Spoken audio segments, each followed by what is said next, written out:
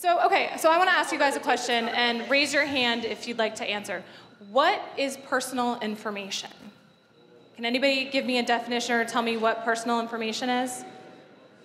You guys are shy. All right, okay. Someone back here. Come on up. Come on up. We got someone over here. What is personal information? Your social security number, your birth date, most of all, and your first name and last name. That's like the most important information. Because from what I know, if they have that information, they could pretty much rob your identity. Personal information for me would be like any family issues I've been having or anything along that line. That's good. That's a good definition too. Yes, Nev? I was going to say your address. Yep. It's probably a good one. Address. I don't know if I had a hard time hearing, but yeah, your address, your phone number, your parents' names, where they work, where you go to school, your siblings. Photograph. Your date of birth. Your date of birth. Yeah, these are all pieces of personal information. So I want to ask Michelle and Nev, what should kids, really everyone, be mindful of when they're talking about themselves online and sharing personal information online? Okay, so I'll start. I think the one thing that kids really need to understand is, I see this on Facebook, these check-ins. Please stop checking in. Please stop checking in. I don't check in and tell people I'm away from my family and that my kids are without me. I don't want my husband telling people that he's checked in. I don't want to be on holiday going, look, I'm at the beach taking a selfie. Here's my house, go get it. For you guys, I want to make sure you understand what is it about we call it situational awareness in cybersecurity. What is going on in your situation and what artifact of information about you could be used against you. So your location, your full name, your address. You don't need to give your birth date to most people. Almost no one needs your social security number, and usually your parents know what you're doing when you're giving that out. So think about the situation you're in, because it changes all the time. The person you are at Sunday church or Saturday services is different than the person you are here when you are part of Puma Nation. So think about who you are, what you're sharing, where you are, and so your data that you're going to share is going to be limited to that context.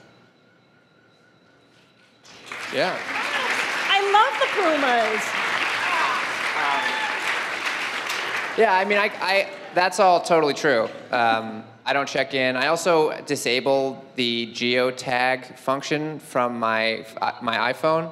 Because I don't know if you know this, but when you take a picture in iPhoto or if you post off of Instagram and you say where you are and you sort of find the location and you put it there, like that photo then carries with it a tag. So even if you email that picture to someone, they can then upload it into their phone and look to see where it was taken. So just be careful. If firstly, it could get you in trouble if you if you were to send a picture to your mom and be like, "Hey, I'm staying at my friend's house tonight," and then she actually looked at like the geotag of where you took it and it was not your friend's house. It could get you busted. But there's no way your mom is that smart. Well, except if this is your mom. No, but seriously, I've seen so many cases on the show where, aside from the two people who are on the show, there's always this other person usually whose pictures got used. And it's so interesting because you think like, oh, I have my Facebook profile. I'm just being me. I'm not lying. All of my friends are my friends. So what's the big deal? But the truth is, there are people who might be your friends on Facebook, but who are taking your pictures and using them to create a whole profile. And I've seen it now. I don't know if you guys remember, well, most recently with Bow Wow, okay? So this might seem silly, but he's a public figure, so it doesn't really work. Let me tell a different story. In the first season, we had a girl who was pretending to be Carrie Ann Peniche. I don't know if you know who she is, you're probably a little young, but she was Miss Teen USA, and then she was a Playboy bunny, and then she was on Celebrity Rehab. Anyway, some girl, yeah, so some girl took her pictures and created a Facebook page for her, and it was so popular because she was so active on it that she accumulated more fans than the real Carrie Ann Peniche. And so people just figured like, oh, I want to follow Carrie Ann.